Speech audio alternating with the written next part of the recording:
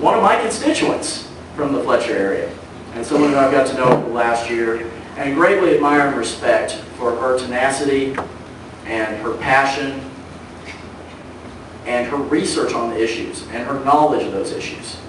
Donna Bebo is new to politics, but she is certainly making waves and getting out there and spreading the message, and she is our candidate to run for the 4th District Congressional seat. So Donna, if you would come up. And I'm going to give you a few minutes. I'll tell you, David worked me hard today. I'm tired. I may lose a little track of time, but I certainly want to hear some of the things you have to say. So thank you for being here tonight. Now before I get started, and hopefully Joe won't count this against my time, as I've been going out and canvassing my neck of the woods, Fletcher and Joe Dorman's district, everyone loves him so much. They speak so highly of him that I've been teasing him that when I go into their homes, I expect to see on the mantle a picture of Grandma, Jesus, and Joe Dorman. That's usually the first question I get is, are you going to work as hard as he does? And I always tell them that I'm going to try my best. Now, how many times have we as Democrats heard that we're fighting a lost cause? Or that our voices don't matter in this state that many like to paint as the reddest of the red? And when we march for equality, and we rally for women's rights, and we stand with labor, they say, why do you have to cause trouble? Why bother? This is just the way things are, they expect us to believe. But yet we continue to refight the battles won in the past and forge ahead for new protections and equality for all because we remember the lost causes of the past. We remember our civil rights heroes that marched in the streets demanding equality, demanding to be recognized as equal and nothing less. We remember those women, those stubborn women that had the audacity to believe that they should have the right to vote. We remember our heroes of labor that fought for safe working conditions and a living wage. And we honor them, and we honor the blood shed in the past by acknowledging that our work is not yet done. I refuse to leave this current Republican legacy for my children. I refuse to leave a society that continues to dismantle education and poison our planet. And I refuse to accept that my daughters will grow up and enter a workforce where they are still valued less than their male counterparts.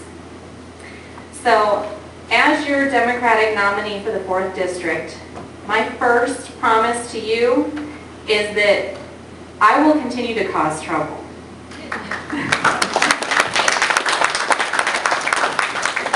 Because in spite of what our incumbent might want us to believe, you right here are our strength.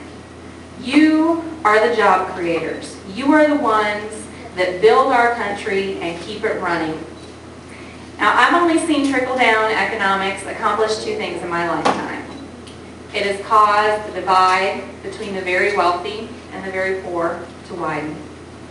And the second one, it actually probably played a part in my interest in politics to begin with. When I was a little girl, I used to watch all the presidential speeches with my grandma. And I think that the thing that got me started in it and that I found so fascinating is that every time President Reagan would come on TV and talk about trickle-down economics, my very sweet grandma would cuss like nobody's business. The flaws in this theory are evident. Trickle-down doesn't work. If we want a strong economy, we need a strong working class. We need to support working Americans by permanently extending their tax cuts. And we need the ones at the very top to start paying their fair share, because no amount of tax breaks given to the very wealthy will cause them to create jobs. What causes them to create jobs is making it profitable for them to expand their businesses.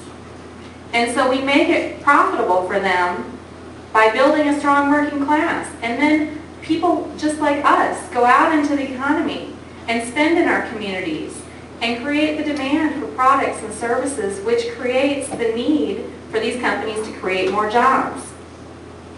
Now, I also believe that while we focus on reducing our national debt, we need to remember the other debts that we owe. We need to remember the debt that we owe to the generations that came before mine, and we do that by protecting Social Security and Medicare. We need to remember the debt that we owe to the next generation. We do that by protecting our public schools, by investing in their education, by ensuring equal educational opportunities for all, and by safeguarding our environment. We cannot continue on this path and simply pass this responsibility on to our children. Now, I also take my responsibility to our service members very seriously. I'm an Army wife, and I love our troops. And I support them so much that I want them all brought home. And I will never support sending them off to war or putting them in harm's way unless there is a definitive and imminent threat to our national security. Likewise, I think that we hear from the conservatives a lot that they're very pro-military. And what this actually means is they're pro-military industrial complex. They support the corporations. They don't support our veterans. We support our veterans. We understand that they need mental health care when they come home, that they need to know that their benefits are protected and that their families will be taken care of when they deploy. It's time that we stood up against our so very oppositional Congress. It's time that the wealth of our nation was not defined by how much those at the very top have, but by the opportunities we provide to those who are still climbing. I promise that if I'm honored to be your representative, if I am blessed enough to go and serve you in D.C., I will fight for you. I will never forget who I work for. Because everything that I say and do, I need to be able to justify to my own children. And if I can't look them in the eye and tell them I did this because it's right, then it wasn't justifiable to begin with. Thank you.